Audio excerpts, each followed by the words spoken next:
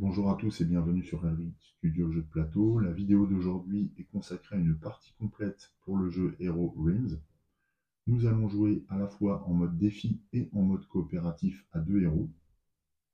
Nous serons opposés à l'Hydre, qui est une créature, un boss apporté par le village perdu, dont le fonctionnement est assez particulier et qui va nécessiter la prise en compte de règles spécifiques à la fois au mode défi mais aussi à cette créature. C'est après une rapide mise en place qui est également particulière que nous regarderons les règles spécifiques de l'hydre et puis ensuite nous nous lancerons dans la partie.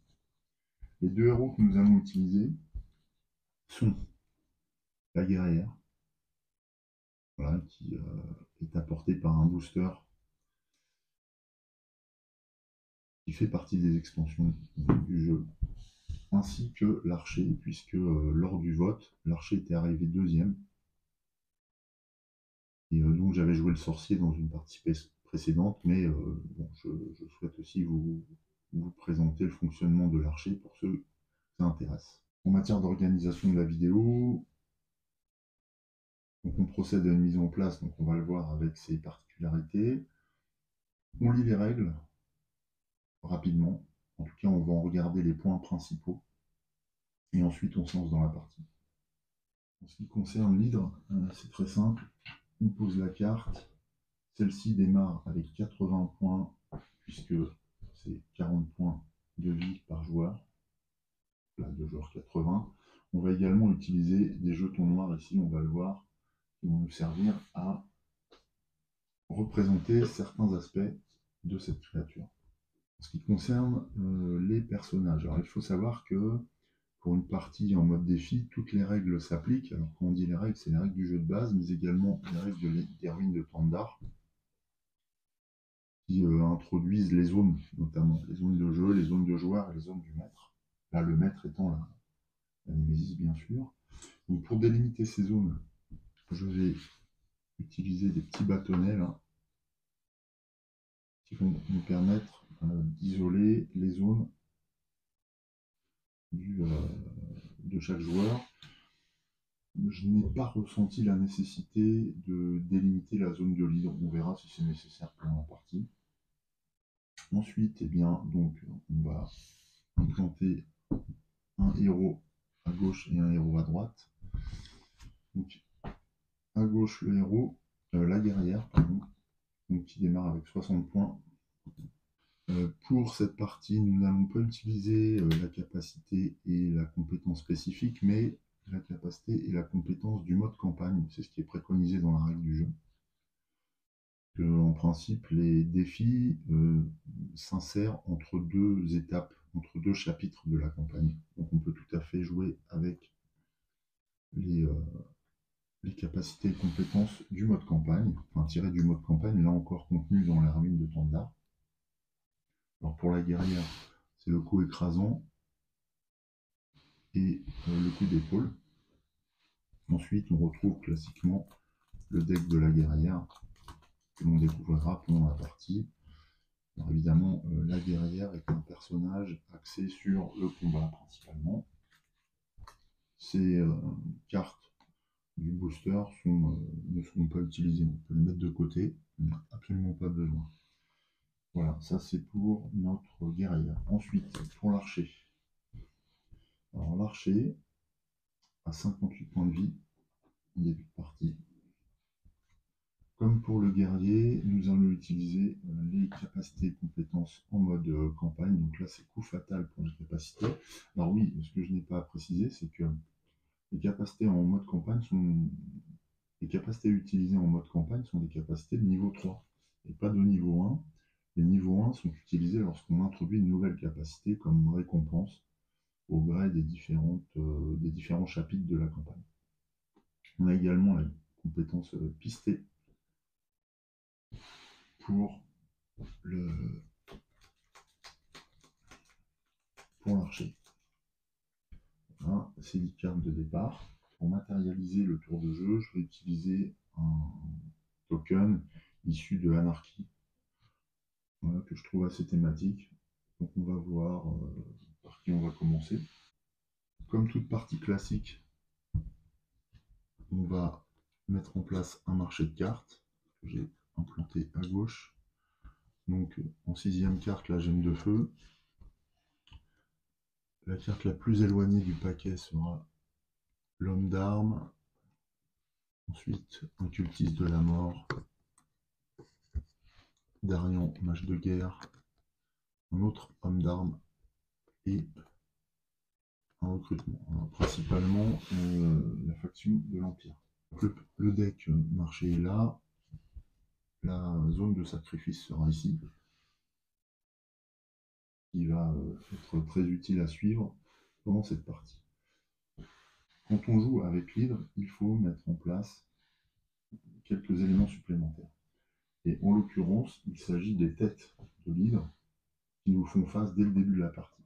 Ces têtes, je vais les représenter par ces jetons de poker noirs. Et en début de partie, à 2 joueurs, eh bien, il y a une tête dans chaque zone de héros. Les représenter par une carte. Mais je trouve que c'est pas suffisant, d'où l'utilisation des jetons de poker. Quand on joue avec un deck spécifique de héros, eh bien, les têtes qui normalement comportent une seule carte vont comporter 3. On comprend du coup immédiatement que le nombre de cartes va nous donner une dimension liée à la puissance, quelle qu'elle soit, de chaque tête. On est prêt, on regarde maintenant les règles spécifiques à l'hydre. Alors celles-ci sont détaillées dans le livret de règles du village perdu, plutôt à la fin du livre. Le mode défi reprend l'ensemble des règles normales de campagne. Donc on a les attaques malignes, les zones de jeu de joueurs et les zones de jeu du maître, comme on l'a matérialisé sur la table. Au niveau de la mise en place, on en a déjà parlé, une tête par espace joueur et des spécificités liées au niveau du deck utilisé pour chaque joueur également. Là, on utilise les boosters, donc on a des têtes à 3 cartes, comme je le disais tout à l'heure.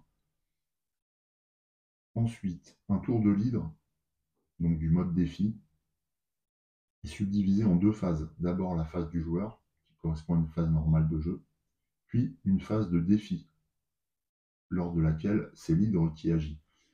L'hydre va agir selon une procédure en 8 étapes, qui reprend de manière assez classique les procédures qu'on peut retrouver d'un maître, hormis quelques spécificités, mais qu'on va découvrir pendant la partie. Les règles spécifiques aux têtes de l'hydre sont les suivantes. Les têtes sont considérées comme des serviteurs, comme des champions. Chaque tête a une défense de 4, ce qui est symbolisé par notre petit jeton noir de poker. C'est un bouclier de 4 en fait. Cette défense de 4 est augmentée de 2 pour chaque carte face visible qui la compose. Donc on verra, je vais utiliser des jetons verts pour augmenter si nécessaire la valeur de défense de la tête. Tout effet qui assomme un champion ou un serviteur peut assommer une tête. On va gérer ça comme des serviteurs classiques. Lorsqu'une tête est assommée, sacrifiez toutes les cartes qui la composent. Les cartes retournent dans la zone de sacrifice ici. Une tête contenant une ou plusieurs cartes face visible est une garde. Ça, c'est super important. Donc, s'il y a une carte face visible, c'est une garde. Auquel cas, eh bien, les règles du jeu liées aux gardes s'appliquent. Ça sous-tend que nous ne pourrons pas attaquer d'autres têtes dans d'autres zones ou le corps de l'hydre. Il faudra d'abord vaincre la tête garde. C'est très important. Ensuite, tant que la zone d'un joueur ne contient aucune tête garde mobilisée, ce joueur peut attaquer et cibler le corps de l'hydre, les têtes des zones adjacentes et n'importe quelle tête dans sa zone. C'est-à-dire qu'on peut taper à bras raccourcis sur l'hydre à partir du moment où il n'y a pas de tête gardienne. Les têtes composées de 5 cartes ou plus ne peuvent pas être ciblées, par un effet de jeu. Par exemple, ici le coup fatal. Assommer un serviteur ciblé qui ne se trouve pas dans votre zone. On ne peut pas utiliser le coup fatal sur une tête qui aurait plus de 5 cartes. Enfin 5 cartes ou plus, plus précisément. Ensuite, il y a des mots-clés dont on verra les significations au besoin pendant la partie. Voilà pour les règles vraiment importantes à retenir en ce début de partie. Bien. La mise en place est faite, on a balayé les principales règles. Maintenant, on peut y aller, on va commencer. Pour cette partie, nous allons jouer en mode de difficulté vétéran, c'est-à-dire qu'il n'y a pas de règles supplémentaires, donc on procède d'emblée à un tour de jeu complet. Le tour de jeu va commencer par un de nos deux héros. Donc, ce qu'on va faire, on va piocher une main de cartes pour la guerrière. Ok, donc la 3. Et une main de cartes pour l'archer. 1, 2, 3, 5. Alors, dans ce mode de jeu, chaque joueur commence avec 5 cartes en début de partie. Ensuite, on va déterminer aléatoirement qui commence pour le coup. Alors allons-y, 1, 2, 3, 4, 5, 6. 3, c'est le guerrier qui va commencer. Ok. Et on démarre. Donc phase du joueur. Et une fois que la phase de joueur sera terminée, ce sera la phase de leader. J'ai l'épée longue qui m'apporte 3 points de dégâts. Et j'ai 4 pièces d'or. On va tout de suite dépenser 2 pièces d'or pour activer notre coup d'épaule. Ici, donc quand j'active le coup d'épaule, je m'incline, comme toujours. Ce qui m'apporte 2 points de dégâts supplémentaires. Il me reste 2 pièces. Alors avec ces 2 pièces, est-ce que je peux acheter quelque chose sur le marché? Oui, je peux acheter le cultiste de la mort qui est un champion gardien, ou alors le recrutement là, qui coûte 2. C'est pas mal le recrutement parce que ça permet de gagner du soin. Mais il faut des champions. Bon, j'ai encore un peu le temps de l'acheter, donc je vais plutôt acheter le cultiste de la mort. Voilà. Je mets dans ma défausse pour 2. Ok. Je remplace la carte immédiatement. Un bandit des rues qui arrive. À ce stade, comme il n'y a pas de tête gardienne, je peux choisir ma cible, soit une tête devant moi, soit une tête devant l'archer, soit le corps de l'hydre. Avec 5 points de combat, on va d'abord choisir de défendre l'archer. 4 points sont suffisants pour battre le niveau de défense de cette tête. Et on va affecter un point de dégâts au corps de l'hydre tout de suite. Donc celui-ci passe à 79. Ici on dépense 4 points, donc on coupe la tête. Je retire le jeton. Les cartes sont sacrifiées. L'archer est tranquille, il n'est plus menacé là pour l'instant. On a dépensé tous nos points de combat, toutes nos pièces, donc on défausse nos cartes. On va remobiliser le coup d'épaule et reconstituer notre main de cartes. 1, 2, 3, 4, 5, ce qui met fin à notre tour du joueur. Deuxième étape dans le tour de jeu, eh bien, c'est la phase défi. Donc la phase défi, c'est l'hydre qui agit avec la tête ou là où les têtes présentes dans notre zone. Là, il n'y en a qu'une.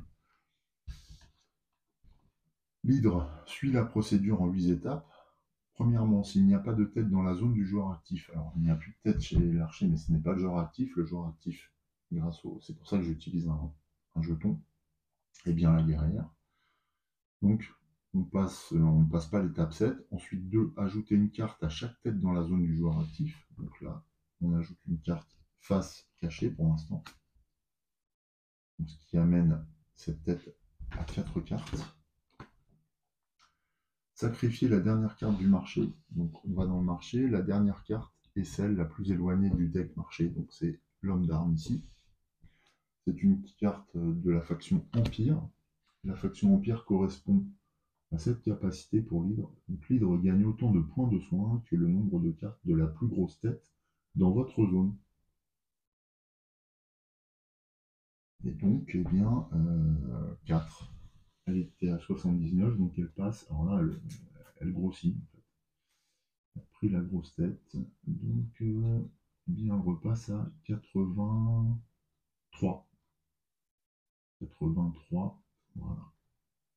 Donc là, l'hydre se renforce. mais on lui a coupé une tête quand même. Les cartes, quand elles sont sacrifiées par l'hydre, glissent à gauche du marché et on complète. Donc l'hydre gagne la capacité, c'est l'étape 4, on vient de le faire. L'hydre, en étape 5, active toutes les têtes présentes dans la zone du joueur actif, donc dans la zone du guerrier. Elle active ces têtes, donc là on va le symboliser comme ça, et gagne une valeur de combat égale au nombre de cartes dans la tête. Donc là, 4 cartes, donc c'est 4 points de combat. 6. L'hydre effectue une attaque maligne contre le joueur actif. Donc une attaque maligne, hein, c'est classique. Là, je n'ai pas de champion ni de gardien. Donc elle attaque le joueur. La guerrière perd 4 points de vie, donc on passe à 56.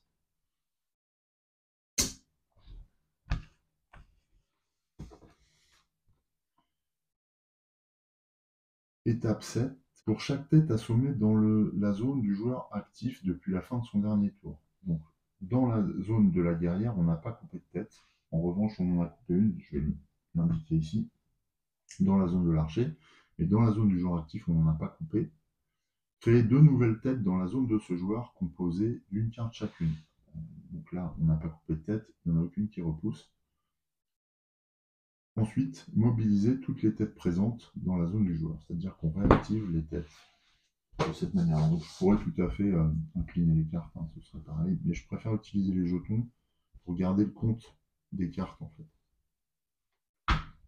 Voilà, donc cette tête a 4 cartes à la fin du tour de l'hydre.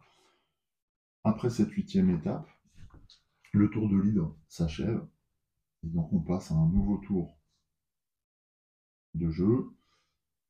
Le jeton joueur actif passe à l'autre joueur. Là, dans la mesure où il ne se passe rien, on peut défausser le jeton, ce qui signifie que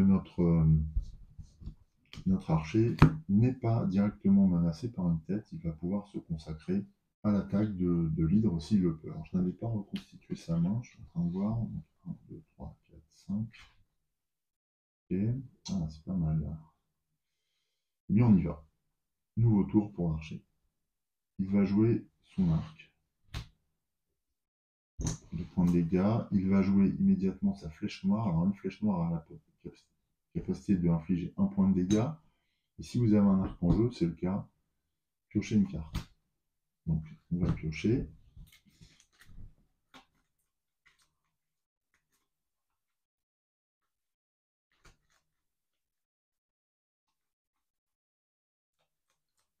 Hop. Et c'est un rubis. Bien dans notre main. C'est pas mal parce que ça nous apporte 5 or. 4 et 5. Ok, ça c'est joué.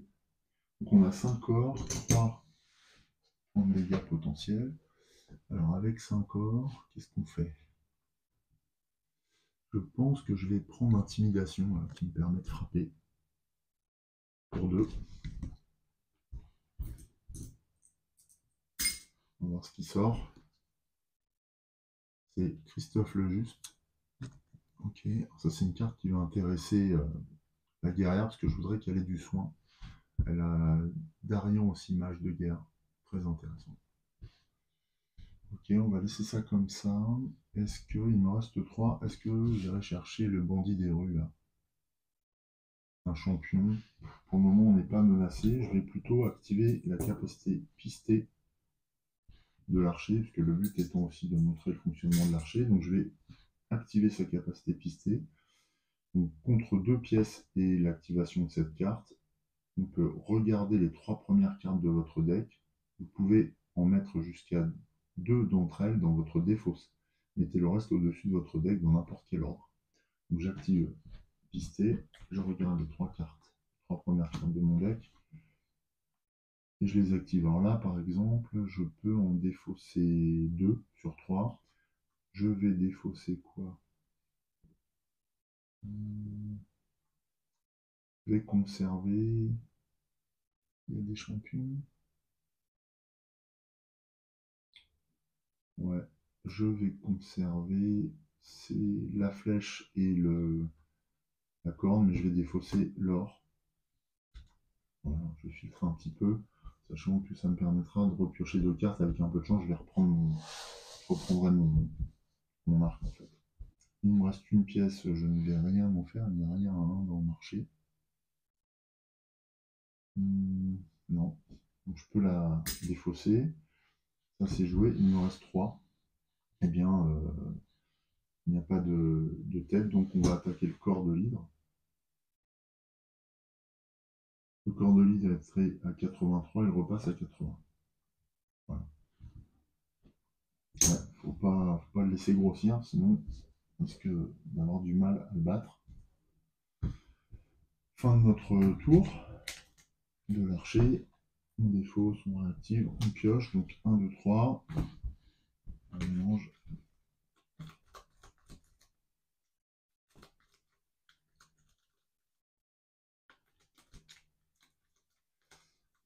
Ce que je vais faire aussi, de toute façon, oui, je peux encore le faire parce que j'ai envie de jouer le coup fatal là. Ouais, donc avant de révéler, avant de regarder mon jeu, je vais jouer le coup fatal. Tant pis, je vais avoir une pioche comme ça. Assommer un serviteur ciblé qui ne se trouve pas dans votre zone. Donc là, je vais assommer. Est-ce que j'assomme maintenant? Non, je ne vais pas assommer maintenant. Donc voilà, 3. Et on complète notre main avec 2 cartes. Ok. Alors, est-ce qu'on a récupéré? Non, on n'a pas récupéré l'arc. Bon, tant pis. Ça, c'est notre main pour le prochain tour. Phase de l'archer est terminée. On passe à la phase de l'hydre. Sauf que là, la phase de l'hydre est un peu particulière puisqu'il n'y a pas de tête dans la zone. S'il n'y a pas de tête, passez au 7. Pour chaque tête assommée dans la zone du joueur actif depuis la fin de son dernier tour, c'est le premier tour de l'archer. Aucune tête n'ayant repoussé depuis le tour précédent, l'hydre n'agit pas. Elle ne pioche pas de carte, elle n'attaque pas, elle ne fait rien dans la zone de l'archer. Et on passe au joueur suivant. Le guerrier a porteur de bouclier qui est un champion gardien qu'on va mettre dans la zone de la guerrière. Ensuite, il a l'âge de lancer qui apporte 2. Et si jouer, cette carte vous permet d'atteindre 7 de combat ou plus, piochez une carte. Là, ça ne va pas nous le permettre, hein, parce que même en dépensant 2, on va atteindre 4. Alors, je vais dépenser 2 pièces pour activer le coup d'épaule. Hop, on rapporte 2 en combat. On va jouer H de lancer qui nous rapporte 2 en combat uniquement. Je ne vais pas jouer coup écrasant qui peut infliger 9 dégâts répartis parmi les serviteurs. Il n'y a qu'une tête dans ma zone, ce serait un peu dommage. Il me reste 2 grâce au rubis. 2, et bien je peux acheter recrutement. C'est du soin, je pense que ça me sera utile. Donc, je vais l'utiliser. Je reforme le marché. Et puis on va dépenser nos points de combat. Alors j'ai le choix entre attaquer la tête dans ma zone ou le corps de l'hydre. La tête a 4 cartes. S'il en repioche une, il va passer à 5, donc ça va nous bloquer quelque part. Donc je vais attaquer la tête de l'hydre. Avec 4 points, la tête est coupée. Les cartes sont sacrifiées. Mais là, attention, je vais signaler que j'ai tranché cette tête pendant ce tour. Je défausse une carte. Je redresse coup d'épaule. On reconstitue notre main.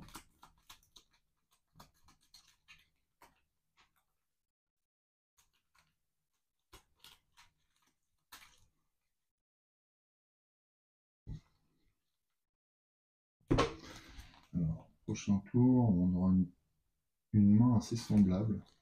Dommage, elle n'est pas assez offensive par contre. Bien. Et ainsi, pour l'instant, l'hydre n'a pas de tête devant nous.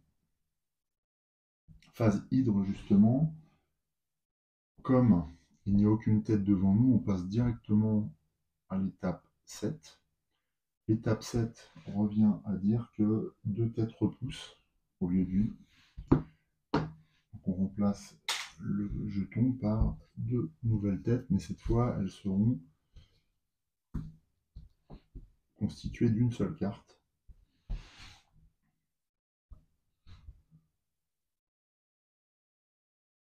Étape 8, on mobilise les têtes et le tour de l'hydre est terminé, c'est-à-dire qu'elle ne vient pas activer de carte d'aucune façon, puisque ces têtes étaient neutralisées. Fin de la phase hydre. Donc on va se lancer. Donc on se lance dans un nouveau tour de jeu. Et cette fois, ce sera avec l'archer. La main de l'archer est composée d'une flèche noire. Est-ce que j'ai moyen de piocher? Non, pas vraiment. Bon, une flèche noire, un dégât. Et puis 1, 2, 3, 4 pièces d'or, dont une nous donne, puisque c'est la corne d'adjuration, qui nous donne une réduction sur l'achat d'un champion, donc 4 pièces. On peut acheter un champion de 5. Je veux laisser ceci pour le guerrier. Je vais plutôt acheter la chamane des loups. En plus, on a beaucoup de cartes de cette faction. Et on tire taxation à la place. Donc on a dépensé 2. Chaman des loups, même pas, c'était 1. Puisqu'on avait notre candidat duration. Donc on va dépenser 2 maintenant pour manipuler notre deck, les 3 premières cartes. 1, 2, 3. Je vais défausser ça et ça. Notre arc est prêt. Il doit nous rester une flèche dans le deck. Donc ça doit être bon. On dépense notre point de combat. On fait 1 point de dégâts. Donc il passe à 79. Pour le corps de l'hydre. Voilà, 79 pour le corps de l'hydre. La dernière pièce, on n'en fera rien. Je la défausse. On défausse aussi nos cartes. On passe. On reprend une main. 1, 2, 3, 4. Oui, voilà, il y avait une flèche comme prévu et on remélange. Je n'ai toujours pas utilisé coup fatal.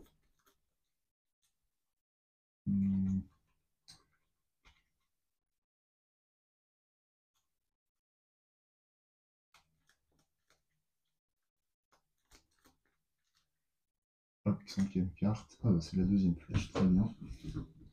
Ça signifie qu'on va pouvoir piocher plusieurs fois. Prochain tour. Voilà. L'archer n'est toujours pas inquiété par l'hydre. Il ne le voit pas, a priori. Et donc, celle-ci ne déclenche pas de phase hydre. Ce qui provoque la fin du tour de l'archer. On change de tour. Alors, le guerrier, il a beaucoup de pièces. Il a 5 pièces. Enfin, 3 pièces et un rubis en réalité. Alors, ces 5 pièces vont nous intéresser parce que elles vont nous permettre de faire des achats. On a aussi 2 points de combat. C'est moins intéressant déjà. Mais alors avec ces 5 pièces, est-ce qu'on prend Darion le guerrier mage ou Christophe le Juste? Christophe le Juste est assez loin dans le marché. On va peut-être prendre Darion d'abord. Oui, on va prendre Darion pour 4. Ça reconstitue. Ah, c'est Arcus le dragon. Et on va prendre aussi taxation pour 1. On avait bien assez. C'est encore une taxation. Donc voilà, j'ai dépensé les 5 pièces. Alors les deux points de combat, on va les utiliser pour cibler le corps, puisqu'on n'a pas de tête gardienne. Donc on cible le corps qui passe à 77 points de vie. C'est lent, c'est extrêmement lent. L'hydre est résistante. On défausse nos cartes, on reconstitue notre deck. Alors, ce qui est plus embêtant, c'est qu'on va être attaqué par l'hydre ce tour-ci. et cette fois par 2 têtes. 2, 3, 4, 5. Alors, voyons ce qu'il y a. Ah, c'est pas encore terrible. Petit à petit, ça vient, mais pour l'instant, c'est pas idéal comme une carte. Face de l'hydre. Alors, elle a 2 têtes, donc on ne passe pas à la phase 7, on passe à l'étape 2. L'étape 2, on renforce les têtes de une carte chacune. Celle-ci, ont 2 en force maintenant. L'hydre sacrifie la dernière carte du marché, donc c'est le bandit des rues qui est sacrifié. Une carte de type guilde. Et la guilde fait que on doit ajouter une carte face visible sur une des têtes. Alors la plus forte en réalité, mais avant ça on fait glisser les cartes du marché pour reconstituer. Voilà, étape 4. Hop, on applique, donc il y a une tête qui devient une gardienne. Comme elle devient gardienne, elle prend 2 points de défense supplémentaires, donc elle a 6. Hein. Le jeton noir représente 4, et là 2 points de soin représente 6. En plus, après j'ai du bleu, moi je peux changer si je mets du bleu. Voilà, on aura 2 supplémentaires ici. En défense, donc on est à 6, cette tête. Après quoi, eh bien on va activer les têtes présentes. Donc 1, 2. L'étape suivante, c'est de compter le nombre de points de combat. Donc c'est 1, 2, 3, 4, 5. L'hydre gagne 5 points de combat. Et elle l'utilise en étape 6 pour attaquer la guerrière. Mais celle-ci a le porteur de bouclier donc, qui absorbe 3 dégâts. Il reste 2 dégâts supportés par la guerrière, donc qui passe à 53. Il n'y a pas de tête coupée, étape 7, donc on peut passer à l'étape 8, c'est-à-dire remobiliser les têtes présentes. Voilà, donc là on a vu pas mal de configurations de jeu maintenant, notamment au niveau des têtes de l'hydre. On va pouvoir dérouler et accélérer. Je vais limiter les explications désormais puisque vous connaissez la manière dont attaque et dont se défend l'hydre. L'archer va essayer de défendre la guerrière. Alors je me demande ce qui est le mieux, attaquer l'hydre ou défendre la guerrière vraiment. On va déjà jouer son arc. Voilà, 2 points d'attaque. Qui décoche une flèche noire pour 1, mais qui nous permet de piocher. Voilà, c'est le rubis. On décoche une autre flèche noire. Qui nous permet de piocher encore. Bon, c'est pas de bol. On va jouer une action intimidation. Il nous donne 5 points de dégâts. Je pense que là, à partir du moment où les têtes commencent à pousser, il va falloir jouer contre la montre. Il n'y a pas d'effet d'allié ici, puisque je n'ai pas de carte de la guilde présente. J'ai 4 pièces en revanche.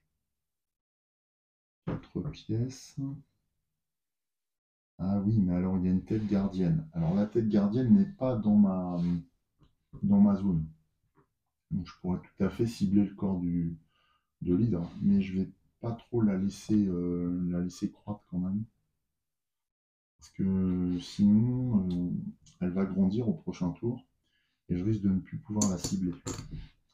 Donc on va l'éliminer. Alors c'est sûr que ça va engendrer 2 nouvelles têtes. Donc avec nos 4, là, soit je piste, soit je vais chercher une nouvelle carte. Ah oui, bah avec 4, je vais chercher Broline, tisseuse de savoir. On a tout ça comme point de dégâts, donc on va en utiliser 6 pour éliminer cette tête, je pense. Et il nous reste... alors oui, comme on élimine cette tête, et comme on est dans une zone où il n'y a pas de gardienne, on peut cibler tout de suite le corps. Donc 77 moins 3, ça fait 74. La tête est également éliminée. Alors, il fallait 6 dégâts. On les a. On les dépense. Attention à bien signaler le fait qu'on coupe une tête par un jeton. Les cartes sont sacrifiées. Et nous voici dans cette nouvelle situation où l'hydre n'a qu'une tête là pour l'instant. Mais ça ne va pas durer. Fin du tour de l'archer. Défausse ses cartes. Je reprends les mains. 1, 2, 3, 4, 5. C'est pas très offensif tout ça, c'est pénible. Ok, en tout cas, fin de son tour. Il n'y a pas de phase d'hydre, hein, puisqu'il n'y a toujours pas de tête dans son espace. Donc, on poursuit avec le guerrier, une fois de plus. Alors là, le guerrier n'a pas grand-chose. Il va jouer un cultiste de la mort, c'est un champion. Il active, ce qui lui donne 2 points d'attaque, 2 points de combat. Il a taxation, mais qui ne va pas se déclencher vraiment. Enfin si, mais pas son effet d'alliance, c'est dommage. Donc taxation de 2 pièces. De l'or pour 2 pièces encore, et un rubis pour 2 pièces. Donc ça me fait 6 pièces. C'est pas mal, 6 pièces. Ça commence à être intéressant. Je reconstitue le marché, là, j'ai oublié. C'est une fourberie pour 5. Je vais plutôt acheter du soin. Donc pour 6 pièces, je vais acheter Christophe. Et je reconstitue. Là, il y a un pot de vin. Et pour 1, une autre taxation. Voilà, j'ai dépensé mes 6 pièces. Il n'y a plus de tête gardienne pour l'instant, donc les 2 points peuvent être consacrés à l'attaque du corps, 72, de l'hydre. Fin du tour de la guerrière. On défausse ses cartes, mais elle a un cultiste maintenant. 1, 2, 3, 4, 5. Place. Une main tout petit peu plus offensive, mais c'est encore poussif. On va reconstituer le marché. Voilà, c'est fait. Alors là, on a une carte empire. C'est de la phase hydre, donc c'est parti. Elle renforce sa tête, son unique tête présente, qui passe à 3. Elle sacrifie une carte, donc c'est le dragon, dommage. C'est une carte empire, donc eh bien, elle se soigne de la plus grosse tête présente dans la zone du genre actif, donc 3. 72, elle repasse à 75. Il a intérêt à taper plus fort, sinon ça va durer longtemps. À ce moment-là, les cartes du marché progressent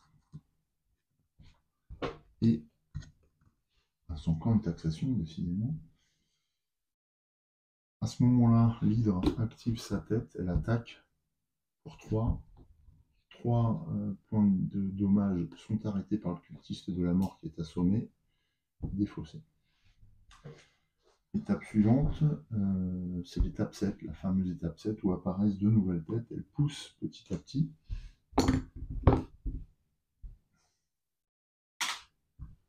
Là, elles sont petites puisqu'elles n'ont qu'une seule carte. Enfin, étape 8, on mobilise les têtes utilisées ce tour. Attention au phénomène de croissance ici. L'archer. L'archer, ah oui, il n'y a pas une main très offensive encore. Il joue la chamane des loups. C'est une gardienne pour 2. Hop, on l'active. 2 points de dégâts. Et il a 4 pièces d'or avec une réduction pour l'achat d'un champion grâce à la corne d'abjuration. Je ne vais pas laisser le don elfique. Ce n'est pas un champion, tant pis, je dépense 2. Il reste 2 pièces d'or.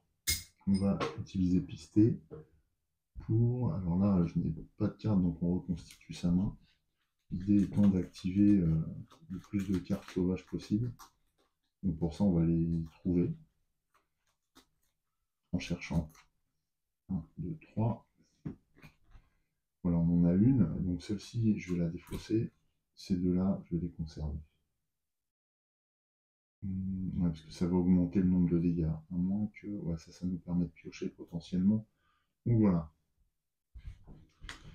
Pas de tête gardienne, donc on peut attaquer le corps qui passe à 73. On défausse. Hop. On réactive champion épisté. On est toujours à 58. On n'a pas subi un seul dégât avec l'archer. 5. Nouvelle main de carte. Alors qu'est-ce qu'on a? Ah bah voilà. Voilà, super. On va avoir une flèche noire qui va avec l'arc.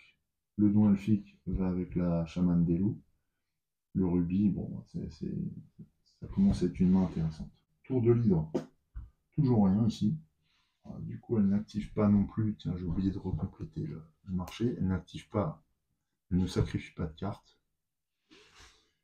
Et c'est au guerrier. Attention, le guerrier est face aux prises avec 3 têtes cette fois. Et il a une main assez peu offensive, quoique un peu plus quand même. Donc, ce qu'on va faire, on a 3 pièces qu'on va jouer. Avec 2 pièces, on va activer coup d'épaule pour 2 points de combat. On met un coup d'épée longue pour 3 points de combat. Et un coup de hache de lancer pour 2 points de combat. Et puisqu'on a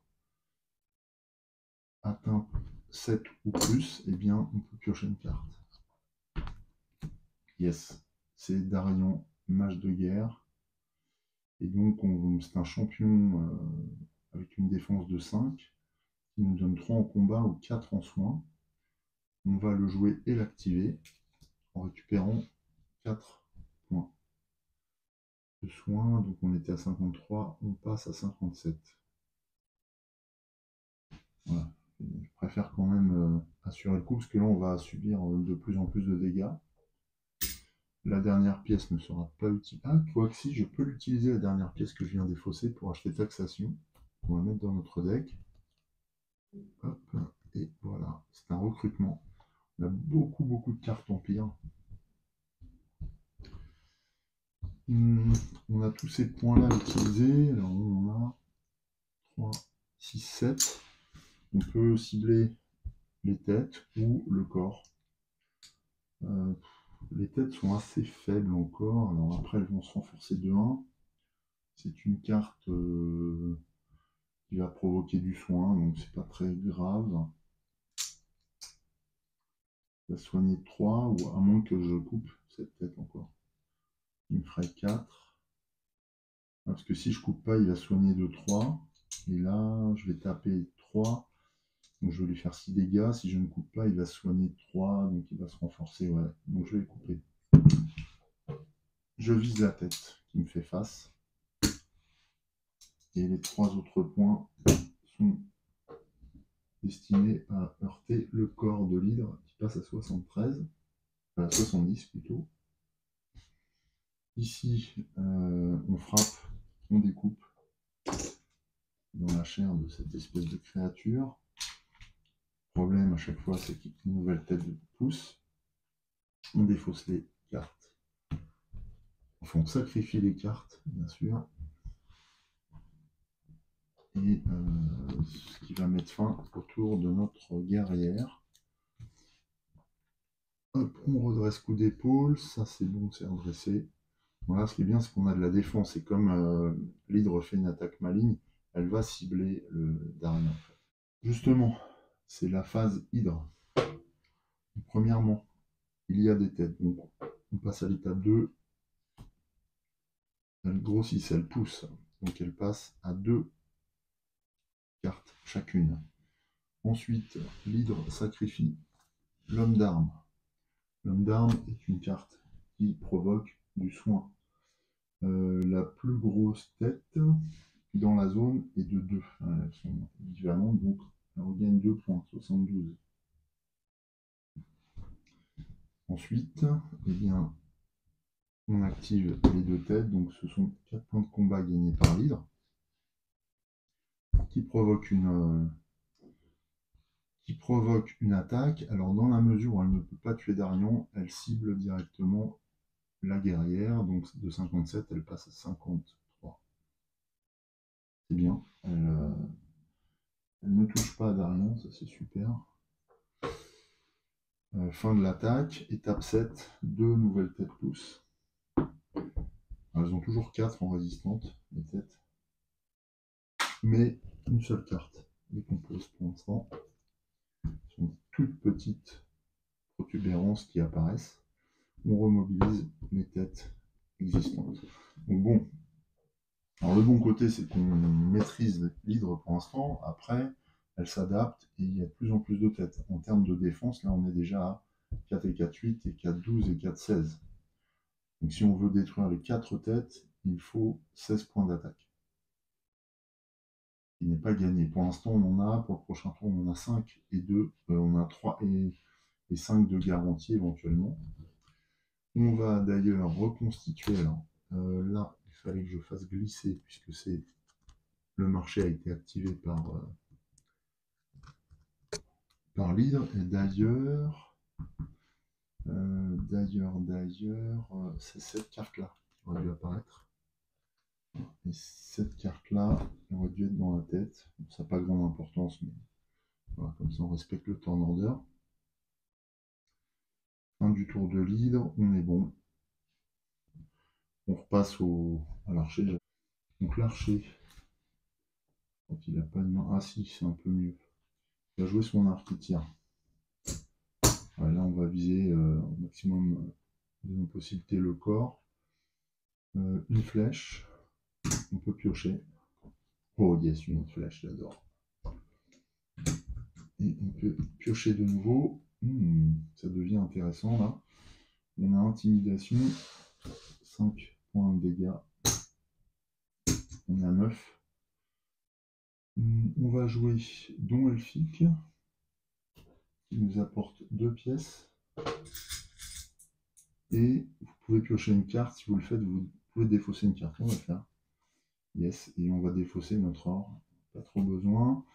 Et donc la carte piochée est Brolin, donc une deuxième championne que l'on met en jeu. Ça devient intéressant. Il nous reste un rubis que l'on joue, qui nous rapporte 2 pièces. Alors, on va activer la chamane des loups, qui nous rapporte 2 points de combat, plus 1 pour chaque autre carte que vous avez en jeu. Donc on en a 1, 2, 2. Donc encore 2. Ok. Ensuite, on va activer Brolin. Donc l'adversaire ciblé se défausse d'une carte. Alors quand on se défausse d'une carte, on prend celle sur les têtes qui ont plus d'une carte. On ne peut pas enlever la dernière carte. Donc on va enlever celle-ci. C'est bien, ça affaiblit un peu les têtes. Et celles-ci les cartes retirées sont sacrifiées, bien sûr. Et voilà ce qui est fait. En plus, on a 10 en défense. On a pas mal de points d'attaque là. 4, 7, 10. Non.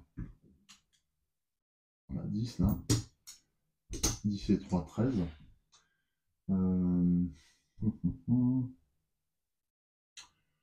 Est-ce qu'on élimine une tête du côté de la guerrière? Oui, je pense que oui, pour contenir un peu. Donc pour 4, on va éliminer celle qui a 2 cartes. Et puis il nous reste 9 points de combat affectés au corps. Donc de 72, il passe à 63. Ok, on affaiblit petit à petit. Il nous reste 4 cartes, 4 pièces. Alors 4 pièces. Oh! Alors ce qu'on va faire là, on va acheter la putréfaction. Pourquoi? Parce que les cartes rouges, en fait, je ne me souviens plus, Nécros. Les cartes Nécros, en fait, quand elles sont utilisées par le... Ah oui, mais là, c'est pas le cas. Elles ne peuvent pas être sacrifiées par l'hydre face à l'archer, puisqu'on a coupé toutes les têtes. On va quand même l'utiliser. Pour 3. C'est risqué cela dit. Ouais, enfin oui et non. Pour 3, on va acquérir cette carte. Ce qui est bien, c'est qu'elle nous permettrait de sacrifier des cartes inutiles. Il nous reste une pièce, on a des fausses, on ne va pas s'en servir. On reconstitue le marché. Ah, c'est une autre carte Necros, mince. Ah, en plus, c'est une belle carte. Ça m'embête. Voilà. Fin du tour pour l'archer. On défausse sa main. On réactive les champions. Tous les points, pièces, etc. ont été dépensés. Tour de l'hydre qui n'agit pas. À ce niveau-là, ah, j'ai oublié d'indiquer que cette tête avait été coupée. Donc les cartes sont sacrifiées. À nouveau, ça fait quand même moins de dégâts potentiels pour la guerrière. En s'y mettant à 2, on peut contenir la repousse des têtes. Voilà. On change de tour. Je n'ai pas repioché pour le guerrier. Je vais repiocher donc 2 cartes. Mélanger. Voilà, ce qui est bien, c'est qu'on a une carte empire en main et un champion empire en jeu. Ça va changer les choses et ça va nous apporter du soin, ce qui est une bonne chose aussi. 1, 2, 3. Il nous manquait 3 cartes. Bon, encore les pièces, ouais. Par contre, c'est limité quand même. Alors, bien entendu, on va jouer le recrutement en tant qu'action, qui nous apporte 2 pièces.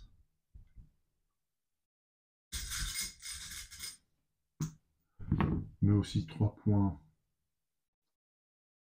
de soins, plus 1 pour chaque champion en jeu. On en a 1. Donc ça nous fait 1 point de soin supplémentaire, donc 4 points de soin. On va activer Darian, mage de guerre. Est-ce qu'on tape? Est-ce qu'on frappe? On ne va pas frapper, on va encore récupérer donc 4 points de soins supplémentaires, ce qui nous amène à 8 points de soins.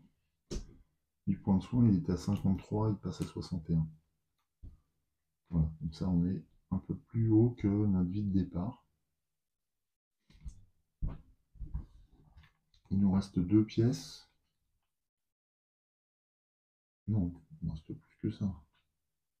Il nous reste 2, 3, 5. 5 pièces. 3, 4,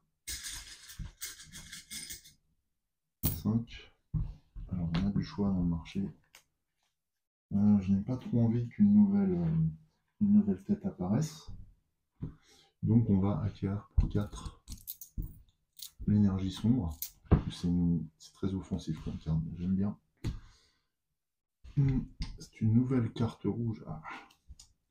On va la chercher aussi. Il nous reste 3 pièces. Donc on en prend 2. On prend le cultiste. Il ne faudrait pas que ce soit une carte rouge. Ah punaise, pas de bol. C'est encore une carte rouge. Bon, tant pis. Il nous reste une pièce, on va rien en faire, je la défausse. Et c'est la fin de notre tour. Bon là, on a un petit revers puisqu'il y a une carte Necros. On va défausser tout. Notre main, on a 61. Alors ça, c'est une action. Je la défausse aussi. Darion est debout face aux têtes pour nous aider. Et c'est au tour de l'hydre. Alors avec 3 têtes, eh bien, elle va se renforcer d'abord. 1, 2, 3. C'était la deuxième étape. La première étape, intervenant quand il n'y a pas de tête. Troisième étape, il joue la carte la plus éloignée, donc c'est celle-ci, c'est une carte Necros. Carte Necros provoque la génération d'une nouvelle tête supplémentaire, avec une carte sur elle. Ouais. Force de couper, ça repousse fort. Toutes les cartes du marché bougent.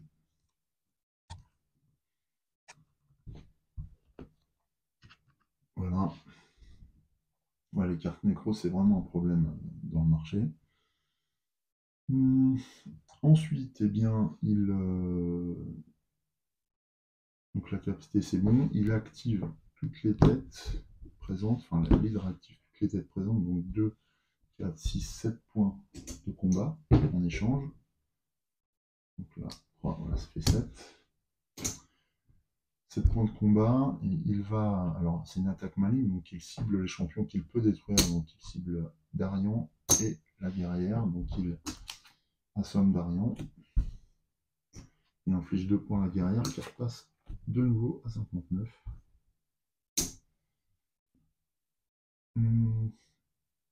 L'attaque ayant eu lieu, on arrive à l'étape 7, où les têtes, 2 nouvelles têtes apparaissent encore. Ça commence à être un petit peu flippant, dans le sens où on a vraiment beaucoup de gueules béantes devant nous là.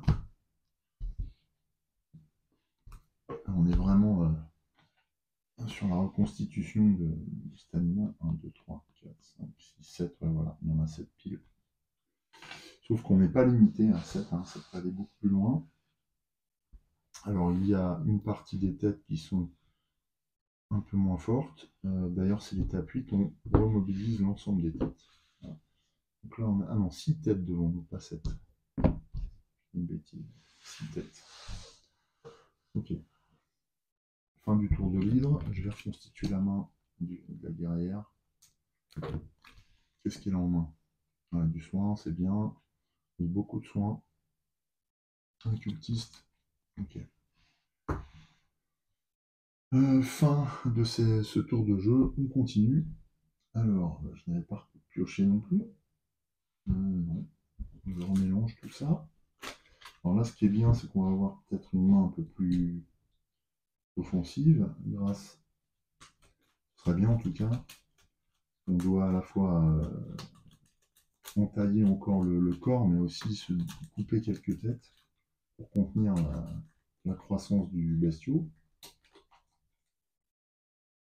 Ouais, il faut trouver un équilibre. Hein. Est-ce que je coupe pas trop fréquemment? Peut-être bien que si. Mais lorsque c'est l'archer qui coupe la tête du côté guerrier, ça permet quand même de gagner presque 2 tours. Donc c'est énorme. 1, 2, 3, 4, 5. Alors ça c'est la main pour ce tour-ci. Ah, c'est mitigé on va dire. Je peux piocher une carte grâce au don elfique. Je vais jouer don elfique tout de suite. Ouais, je vais jouer don elfique qui me permet de gagner 2 pièces. Et 4 en combat puisqu'il y a d'autres cartes sauvages en jeu. Ok, je peux piocher une pièce et défausser. Ah, dommage.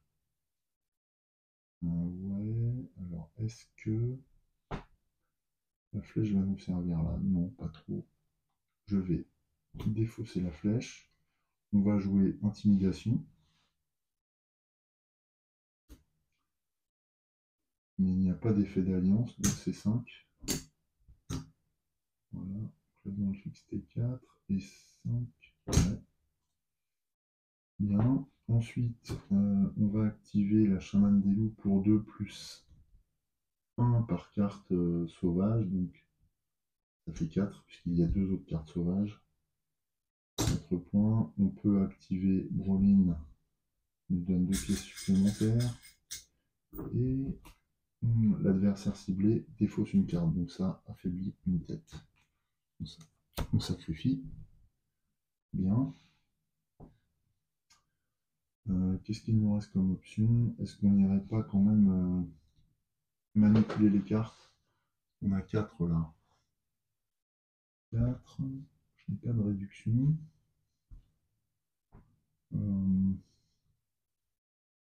Pas de réduction particulière. Je crois que je vais aller manipuler les cartes. Ouais, et puis j'irai chercher influence là. Bon, on va le faire tout de suite. On va prendre influence. Carte Necros. C'est fait. Je réalimente. Carte sauvage, c'est bien. Et puis, avec les 2 pièces restantes, on piste. On met 3 cartes. 1, 2, 3. Alors, qu'est-ce qu'on a? Candadure, ouais, je crois que je vais laisser juste la putréfaction. Voilà, je défausse ça. La faction, c'est bien. Est-ce que j'ai une carte Nécros en main? Non. Et ça fait rien, elle est bien quand même la putréfaction. J'ai quelques points de combat à utiliser, même. Donc on a 5, 5, 10, 13. Est-ce qu'on couperait une tête 4, 8, 16. 16 et 8, 24. Ouais, on va couper. Hein. On va en couper 2, je pense. Alors on va couper les plus fortes. 1 et 2. On dépense 8 points d'attaque. Il nous en reste 5 qui vont aller vers le corps. Ça évite d'avoir des têtes gardiennes, même si elles se multiplient. Donc ce sont des petites bouches là, c'est pas vraiment un problème.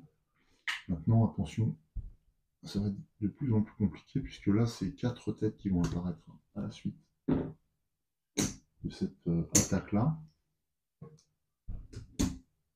Ça devient quand même un peu chaud. On attaque le corps, il était à 63, il passe à 58. Encore du chemin. Il va falloir taper plus fort pour aller plus vite. Sinon, on risque d'être pris de vitesse par toutes ces têtes. Les cartes sont sacrifiées. Là, on n'a plus que des têtes à une carte. C'est beaucoup mieux, mais voilà, ça va pousser. Ah oui, il me reste 3 pièces que je n'ai pas utilisées. Et bien avec ces 3 pièces, je vais acheter quoi? Fourberie. Ouais, fourberie qui permet de piocher. Bien ça. À moins que non. Je vais pas acheter fourberie. Je vais plutôt acheter le grognard. Ouais, carte sauvage qui se combine plutôt avec ce qu'on a contenu dans notre paquet de l'archer. Fin du tour, on redresse tout ça, on mobilise toute la troupe. 1, 2, 3, 4, 5. Et là, ouais, c'est pas trop mal, on a l'arc. Okay. Ça commence à fonctionner un peu mieux. Tour de l'hydre, eh bien non, toujours indifférente à l'archer, mais ça va être comme ça jusqu'à la fin de la partie. Sauf fait exceptionnel. Je vais réalimenter le marché avant de passer au tour du guerrier. Justement, la guerrière, si j'ai reconstitué sa main. Donc là, on a quoi?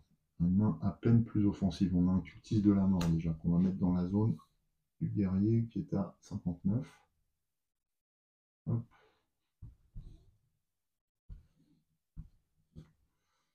On va jouer Christophe aussi.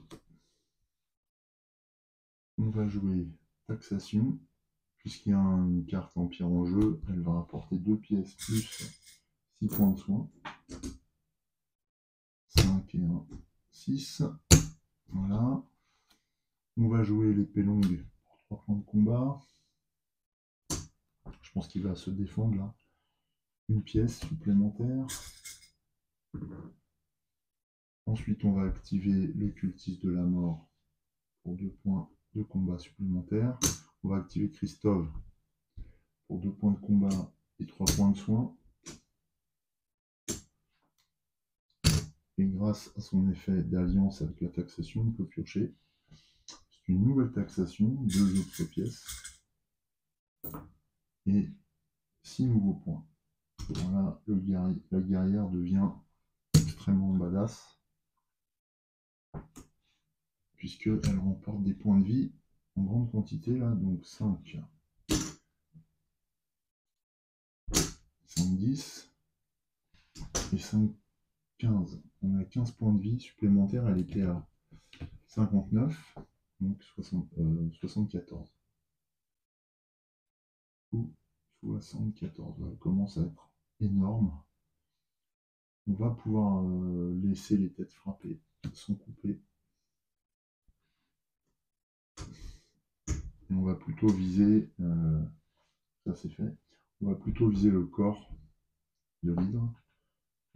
3, 4, 7. On met 7 points de dégâts. 58, il passe à 51. Alors attention quand même, hein, parce que là, ça va se démultiplier.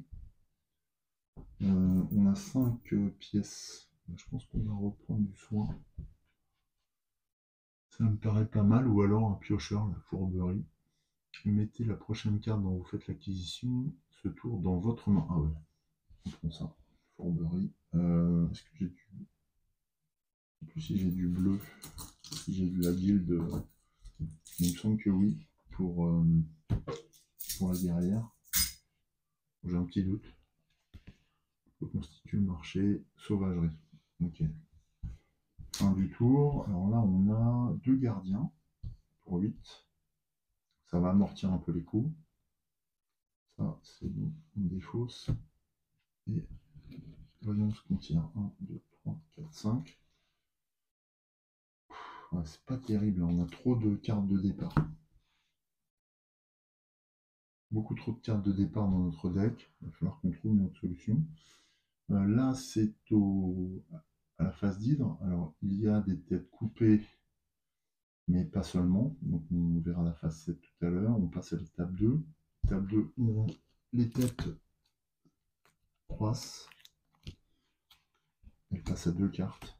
Il n'y a plus de tête de 2. L'hydre sacrifie pot de vin. C'est une carte de type bleu. Alors, ça l'arrange là parce que ça la soigne. Mais la plus grosse tête étant de 2, elle récupère que 2 points. Donc, elle passe à 53. Ce n'est pas trop inquiétant.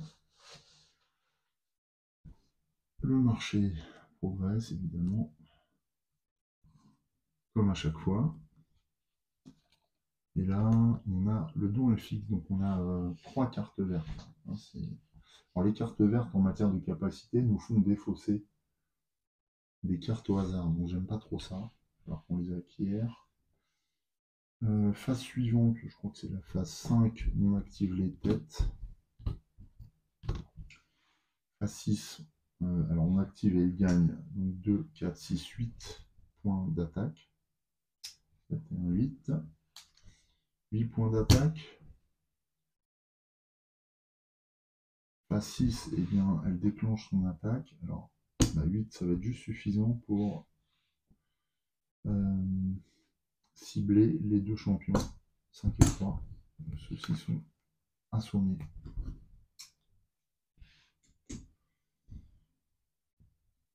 Phase 7, les têtes repoussent, et cette fois, c'est 4 d'un coup. Ouais, quand ça commence à se multiplier, à se démultiplier comme ça, c'est vraiment inquiétant. Donc, ce sont des têtes de 1, c'est vrai, mais quand même, ça démultiplie les points de défense. Le bon côté, c'est que là, on n'a rien encaissé, on a 74 points de vie encore. Ok, et puis, il y a 8e étape, l'hydre remobilise toutes ses têtes. Voilà. Bon, on est à 8 têtes. 8 x 4, 32. Donc on est à 32 points pour couper tout ça. On va peut-être passer par là. Je ne suis pas sûr qu'on ait suffisamment. D'ailleurs, si, peut-être, je ne sais pas ce qu'il y a pioché l'archère. Non, on n'a pas beaucoup de points. Après, on a quelques cartes sauvages, heureusement. Je pense que lui, la guerrière doit continuer à résister, principalement. Et puis c'est tout. À l'archère, j'ai encore oublié de bouger le pion, toujours actif. Alors justement, l'archère, elle va attaquer, donc 2 points de dégâts avec son arc. Elle décoche une flèche noire pour 1, qui lui permet de piocher. Est-ce qu'avant ça, j'ai de quoi activer mon pisté? Parce qu'avant de piocher, je pourrais placer un peu les cartes, ça m'éviterait de piocher une pièce. Et je vais faire ça. On va voir si j'ai de quoi faire. Donc, avant de jouer la flèche noire, je vais enlever ça. Voilà. J'ai 2 pièces là. Je joue pour activer pisté, ce qui va me permettre de regarder 1, 2, 3, voilà. coup, je vais défausser les rubis. Intimidation, c'est 5 points. Allez, je laisse comme ça. Ouais. 5 points. Et là, cette fois, je décoche la flèche. Je pioche. Intimidation. Ah oui, c'est moins bien. Ouais, j'ai mal joué. Bon, je vais jouer intimidation pour 5. On est encore faiblard en attaque. 5.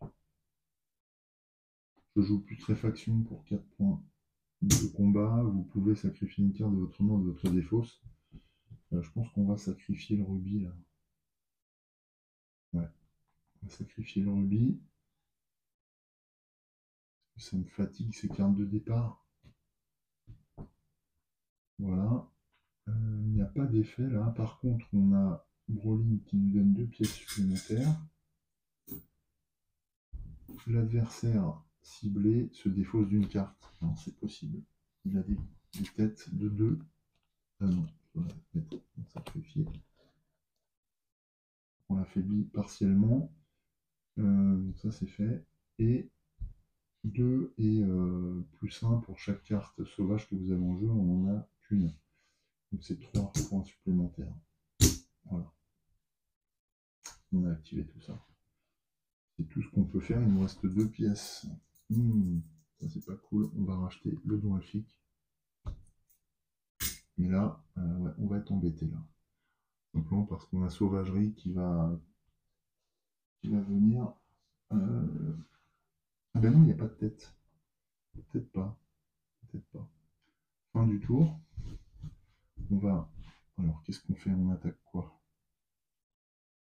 Là, ça fait beaucoup de points. On va attaquer des têtes. 1, 2. On va garder 7 points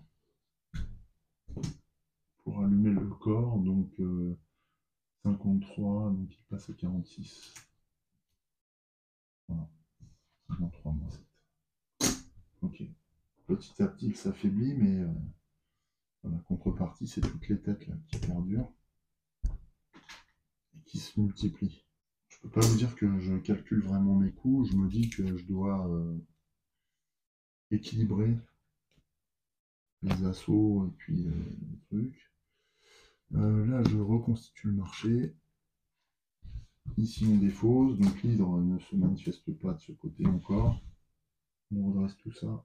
Je repioche une carte. 1, 2, 3, 4, 5. Ouais. Bon, on a don elfique qui va déclencher quelques points, mais c'est pas génial encore. Là, je peux jouer influence là. On la sacrifie, pourquoi pas. Et puis je peux éventuellement jouer mon coup fatal aussi. Je vais peut-être faire ça au prochain coup. Parce que là, il y aura beaucoup de têtes. On verra. On change de joueur actif. C'est de nouveau la guerrière pour qui je n'ai pas pioché. Ou j'ai pioché. Si j'ai pioché. Donc c'est ça, oui. Ah oui, c'est pas terrible. Bon, je vais mettre son porteur de bouclier en jeu. Ici. On va défendre un peu. Ah ouais, c'est pas terrible du tout. Infliger 9 dégâts répartis entre les serviteurs de votre zone. Alors, le truc, c'est que là, j'inflige des dégâts, mais c'est pas des points de combat. C'est des dégâts, tout simple. Donc 9 dégâts que je répartis comme je veux. Donc, je vais déjà mettre 4 points sur cette tête et 4 points sur une autre. Ce qui fait que je limite la repousse ce tour. Voilà, répartie sur les serviteurs. Il y a une tête, enfin un point que je ne peux pas utiliser. Donc je sacrifie cette carte.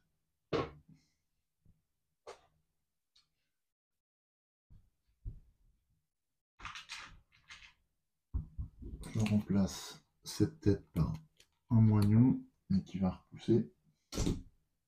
Et cette autre également. Donc là, 4 têtes vont se transformer en 8 têtes.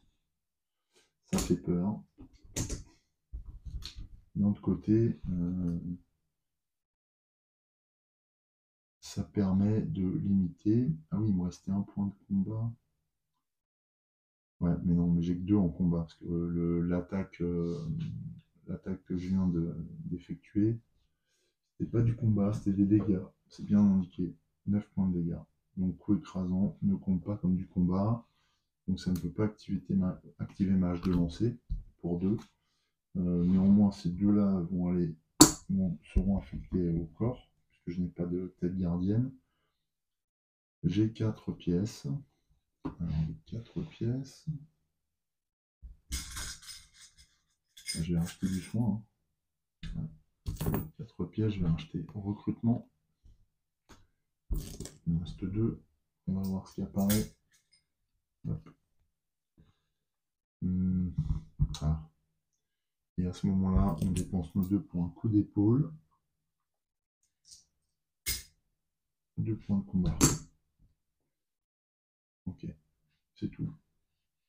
Les 4 points de combat ici sont affectés au corps, donc ils passent à 42 de résistance. Fin du tour de la guerrière, elle défausse. Et va repiocher.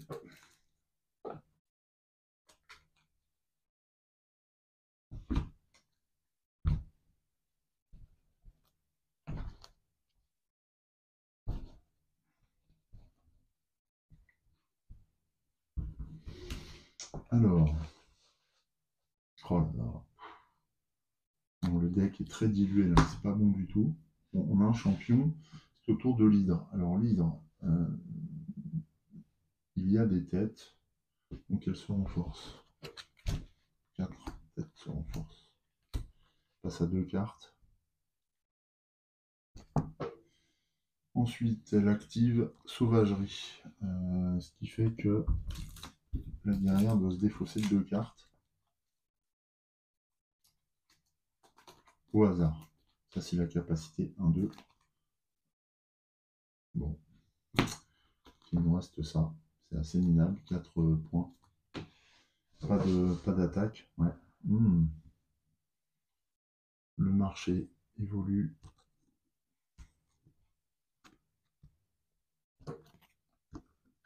Et il y a encore 2 cartes vertes ici en plus. Elle active ses têtes. Il gagne 8 points de combat. 3, 4, 4, 8. 3 vont viser le porteur du bouclier. 5, la guerrière. Donc 5, 69. Ce moment-là, toujours impressionnant, où les têtes repoussent. 2, 4, 6, 8. Là, l'horizon commence à s'obscurcir tellement il y a tête qui pousse. On va mettre une carte partout. C'est une forêt de têtes qui se dresse devant nous. Moche.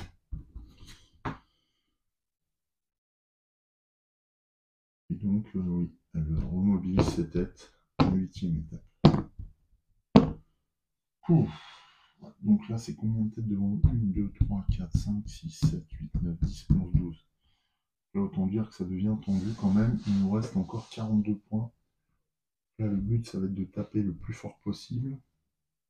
On a des têtes assez faibles, mais à tuer, c'est quasiment impossible maintenant. Donc, l'archer, ce qu'il va faire. Ah, c'est pas terrible ce qu'il va faire. Donc, on va jouer le don elfique. Qui nous apporte 2 pièces qui nous permettent de piocher une carte.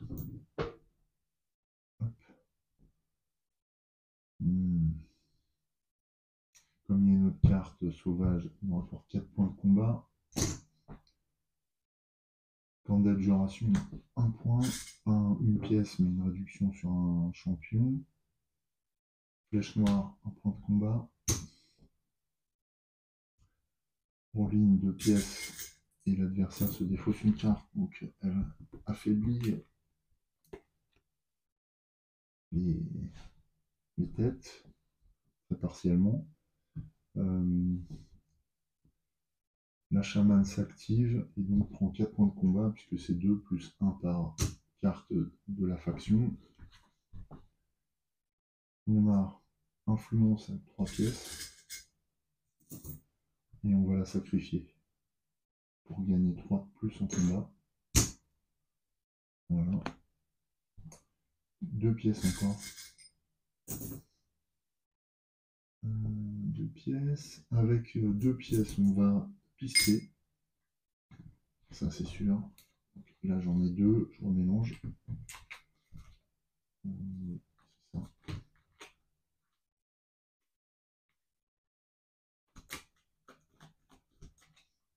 Ah, et je pense qu'on va jouer coup fatal. Aussi. Ouais. Assommer un serviteur ciblé qui ne se trouve pas dans votre zone. Piocher une carte. Ouais. Voilà, 3. On va défausser ces 2 cartes-là. Très bien. On remet celle-ci. On va jouer coup fatal. Donc on sacrifie. Assommer un serviteur ciblé. Alors là, on peut cibler celle qu'on veut. Il n'y a pas de gardien. On va cibler une à 2.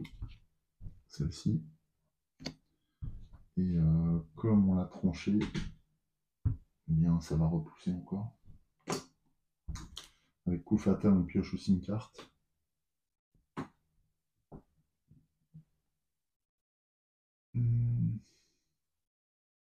Donc c'est un grognard.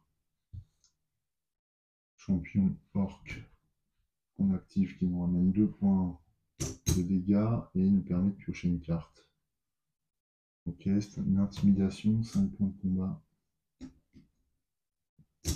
D'accord. 5 points de combat. On a beaucoup de points. Enfin de pièces. Donc on va aller chercher les cartes vertes. Pour 3, on va acheter Malédiction Elfique. On voit ce qui apparaît. D'accord. Pour 4, on va acheter Don de la Nature. Voilà. Je ne veux pas laisser de cartes vertes dans le marché le moins possible. Il nous reste une pièce, on ne va rien en faire, je défausse tout. Enfin, c'est du soin, mais c'est moins pire que nous paralyser. Pas du tout ça. Voilà, donc on a pas mal de points de combat là. Donc, on va voir combien on a. 5, 10, 15, 19. Donc 42 moins 19, ça fait 23. On vient de lui faire mal. Alors après, on n'a éliminé qu'une tête. Et tant pis. On va accélérer là, au niveau des dommages causés, parce que sinon, ça peut déraper à tout moment. On réactive tous les champions. On a 3. On défausse.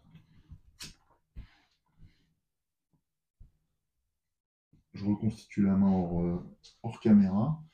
Et puis on passe au tour du guerrier, puisque l'hydre ne va pas s'activer de ce côté. Nouveau tour pour la guerrière. Elle risque de souffrir un peu là. Ah oui, c'est vrai qu'elle a que 3 cartes. Donc 2 pièces. Ah oui, c'est très limité.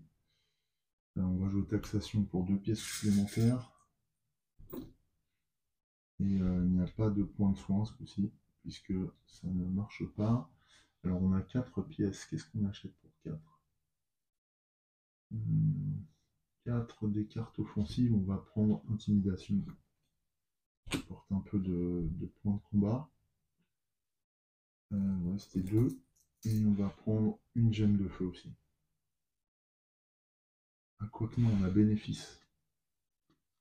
On a bénéfice là. Qu'est-ce qu'on tire déjà? Ouais, on va prendre bénéfice. Pour 1. Il nous reste une pièce, mais on n'en fait rien. Donc là, on ne tape même pas sur sur l'hydre. On reconstitue simplement notre main. Beaucoup de cartes, c'est bizarre. Ah, mais je me suis trompé. Ah oui, non. C'est là. 1, 2, 3, 4, 5. Je me suis trompé de tas. Alors, qu'est-ce qu'on a? Là, on aura du soin. Occultiste. Ok. Bon. Ça, c'est la main. Donc, toujours à 68. Attention, donc là, phase de l'hydre. Il faut que je complète le marché. Voilà, la phase de l'hydre, elle va être chaude. Elle va être forte. Très très forte. Donc déjà, on doit, puisqu'il y a beaucoup de têtes, donc on doit renforcer les têtes avec les cartes. Donc là, 1, 2, dans le cas où il n'y a plus de pioche dans le marché, on reconstitue. Alors il y a une condition de fin de partie négative pour nous, qui dit que si l'hydre est tellement importante qu'on ne peut plus piocher dans le marché, ni même le reconstituer, on perd la partie, qui s'appelle surcroissance ou un truc comme ça. Mais bon, là il y a encore quelques cartes. 1, 2, 3, 4, j'en ai mis là-bas, 4, 5, 6, 7, 8, 9. Voilà, plus les deux de départ, on est bien à 11 têtes. 11 têtes. Donc là, la guerrière va le sentir, forcément. Alors avant ça, l'hydre se soigne de la tête la plus forte, c'est 3. En sacrifiant cette carte.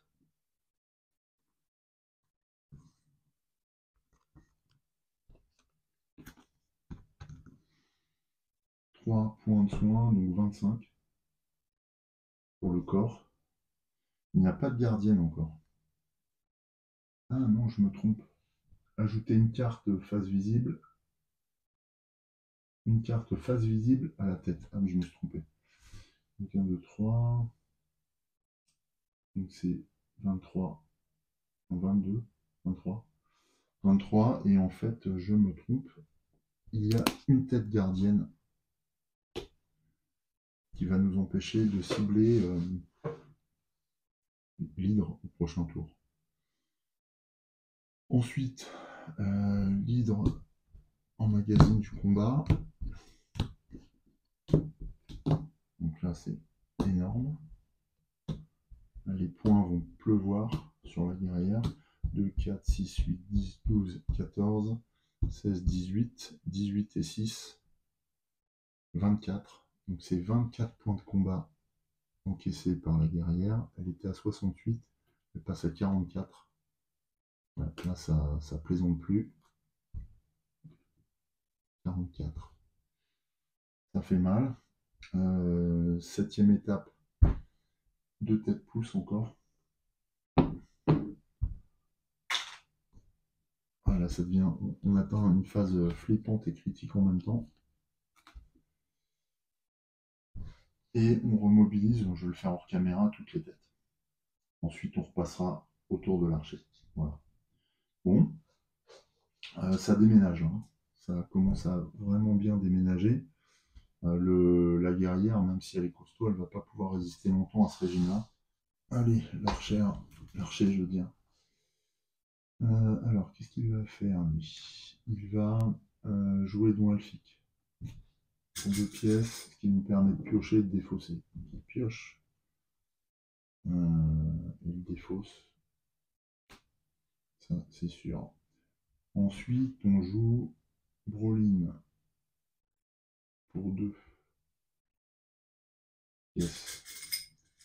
Ouais, j'aurais dû activer pisté avant de piocher. J'ai pas pensé. Ensuite, on joue une 2 pièces. Quoique. Non. On va jouer putréfaction. Qui nous apporte 4 en combat. Et nous permet de sacrifier une carte de notre main de notre défausse. On va sacrifier une pièce d'or.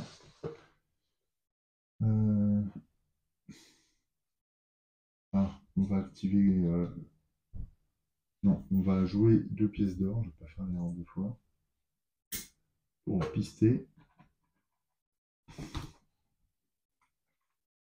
Oh yes. Pister. Ah oui. Pister, donc on va avoir ça. Et puis 2 autres cartes. Donc, je ne pioche pas encore. Je vais activer le grognard après.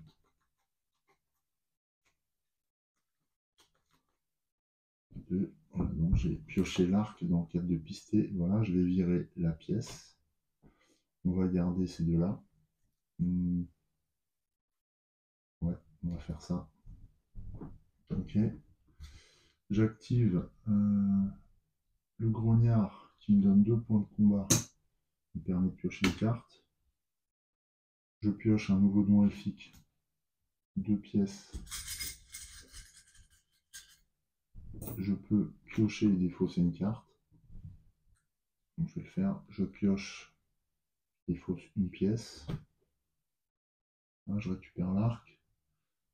Comme il y a des effets d'alliés, là, je gagne 4 points de dégâts supplémentaires.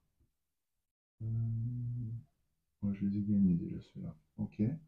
Je vais activer Shaman, qui me donne 2 points de dégâts supplémentaires, plus 1 pour chaque carte sauvage. 1, 2, 3, 4, donc plus 4 points de combat encore. On va jouer l'arc pour 2 points de combat. On va décocher une flèche noire, un point de combat, mais elle nous permet de piocher. Allez, yes. C'est don de la nature, 4 pièces. 1, 2, 3, 4. L'adversaire ciblé se défausse d'une carte. Donc on va le faire. Hop, non. La plus grosse, voilà, celle-ci. Comme ça, ce n'est plus une tête gardienne. Ensuite, on va jouer également les 4 là, tout de suite. Donc on sacrifie cette carte pour 4 de plus. Voilà, ce qui va peut-être nous permettre de détruire l'hydre une bonne fois. Il nous reste une pièce. Ça c'était dépensé, je crois. Il nous reste une pièce. Et nous voilà prêts. On va regarder combien on a de cartes, de points de dégâts, puisqu'on peut cibler le corps. On s'est débarrassé de la tête, enfin de l'aspect gardien de la tête. Donc là, 5, 3, 10. Allez. Et 5, 15. Il nous faut 23. 20. Oh. 23. Yes. L'hydre n'a pas de tête gardienne. On peut frapper d'un grand coup grâce à notre flèche noire qu'on lui met en plein cœur. On lui affecte les 23. Ce qui fait qu'on réduit enfin l'hydre. Allez, à 0. Celle-ci s'écroule après avoir encaissé une ultime flèche noire. Ce qui permet à la guerrière de souffler en voyant toutes les têtes s'écrouler. Car elle n'aura pas à résister au prochain assaut qui aurait pu largement lui être fatal. Ok, c'est une victoire du coup. Bon, il a fallu jouer d'astuce quand même, mais on va évoquer ce point en conclusion. Alors, à propos du défi proposé par l'hydre, eh bien c'est un challenge assez relevé, notamment à cause de la démultiplication des têtes que l'on tranche et qui repoussent comme ça sans cesse au fur et à mesure. En mode coopératif, il existe cependant une faille, on l'a vu, puisqu'on a réussi lors du premier tour, et parce que la guerrière détenait suffisamment de points de combat à trancher la première tête, ce qui a provoqué une espèce de cautérisation de la zone devant l'archer, et ce qui a empêché l'hydre d'attaquer l'archer, et nous a permis de travailler dans notre coin comme ça en choisissant soit d'attaquer les têtes présentes dans la zone du guerrier, qui est une zone adjacente, soit en attaquant directement le corps. Ça provient de la syntaxe ou de la rédaction en français de la procédure suivie par l'hydre, notamment de son étape 7, qui peut paraître la plus impressionnante, mais qui à la fois renferme cette petite faille, puisqu'on nous dit, pour chaque tête assommée dans la zone du joueur actif, depuis la fin de son dernier tour, créer 2 nouvelles têtes dans la zone de ce joueur. de ce joueur, composé d'une carte chacune. Donc là, ce qui s'est passé, hein, si je reprends, c'est que la guerrière a tranché la première tête présente dans la zone de l'archer avant le premier tour de l'archer, ce qui fait qu'il n'y avait pas de repousse. Donc, en tout cas, c'est comme ça que je l'interprète. Si on affronte l'hydre en solo, c'est pas la même chose. Parce que même si on tranche la première tête, eh bien celle-ci va repousser puisqu'on aura joué notre premier tour. Donc ça me paraît difficile. Par ailleurs, si on n'a pas assez de points dans nos mains pour trancher la première tête de la zone adjacente, eh bien c'est pareil. On va avoir une hydre qui attaque des deux côtés, enfin dans toutes les zones à la fois, et qui sera également plus difficile à battre. Alors je pense que c'est faisable, mais c'est pas simple. C'est pas simple. D'autant plus que les capacités, même si elles paraissent assez lisses de prime abord, on se dit ouais, elles sont pas très fortes. C'est vrai, elles sont pas hyper fortes en soi, sauf quand elles tombent dans un timing précis. On a vu par exemple que générer une nouvelle tête dans votre zone et ajouter lui une seule carte face cachée, c'est pas très puissant. Mais selon le moment où on génère la tête, ça peut vraiment nous poser problème parce qu'il suffit de 4 points de défense pour déséquilibrer toute notre attaque. Pareil pour ajouter une carte face visible à la tête ayant le plus grand nombre de cartes. Ça veut dire qu'on génère un gardien. Et là, le gardien nous empêche, lorsqu'on est joueur actif, d'attaquer dans d'autres zones, ce qui complique véritablement la tâche. Il y a plusieurs manières de battre l'hydre, hein, notamment. Je pense que par une bien meilleure gestion du marché que celle que j'ai opérée pendant cette partie, on peut améliorer grandement notre défense, notamment en achetant un certain nombre de champions qu'on va aligner devant nous pour nous protéger des assauts répétés des têtes. On peut aussi augmenter les effets de levier entre les cartes, en choisissant beaucoup plus judicieusement celles qu'on achète. On peut travailler en coopération beaucoup plus étroite que ce que j'ai fait pendant cette partie. Donc, à mon sens, il y a quand même plusieurs manières de jouer ces challenges. On peut aussi jouer en solo, donc, comme je vous le disais, c'est extrêmement difficile. On peut jouer à 4, enfin, il y a sûrement plein de façons de jouer, ce qui enrichit considérablement le jeu toutefois. Donc je ne voudrais pas minimiser ce que apporte le défi de l'hydre. C'est un vrai défi. Donc, on a vu quand même que l'hydre propose, malgré la faille identifiée, propose un challenge sérieux.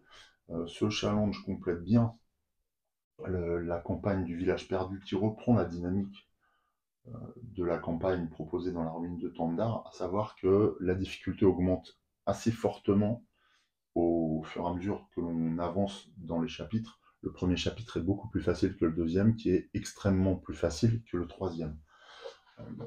Je n'ai joué qu'une fois la campagne du village perdu, je l'ai trouvé assez difficile. Il y a de nouvelles mécaniques par rapport à la ruine de Tandar, notamment au niveau du maître, hein, bien entendu. Et donc ça donne quelque chose d'assez épique. Après, la ruine de Tandar reste toujours un défi assez relevé, notamment le troisième chapitre. Les deux premiers sont pas très compliqués. Enfin, comme mot de la fin, je dirais que ce soit le village perdu, la ruine de Tandar, eh bien, la promesse apportée par Hero Realms est tenue dans toutes ses différentes dimensions. Et moi, c'est un jeu que j'aime beaucoup, y compris en multijoueur, parce que je l'ai testé là très récemment. Et comme Star Realms, ça fonctionne extrêmement bien, peut-être encore mieux que Star Realms. Il y a une profondeur, je trouve, qui est bien supérieure, notamment grâce au deck de héros qui augmente encore l'intérêt qu'on peut avoir pour ce jeu. Voilà, bon, je vais m'arrêter là. Je vous dis à très bientôt pour de nouvelles vidéos. En attendant, portez-vous bien, je vous embrasse. Salut!